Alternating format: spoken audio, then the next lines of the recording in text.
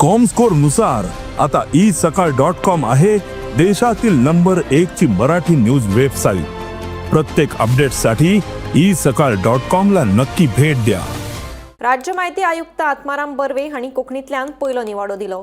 भौशीक म्हायती अधिकारी आनी दक्षिण गोंय जिल्लोधिकारी कार्यालया आड एकल्यान अपील केल्ली। ताचेर निवाडो दितना राज्य माहिती आयुक्त आत्माराम बर्वे हांणी कोंकणी भाशेचो वापर केला।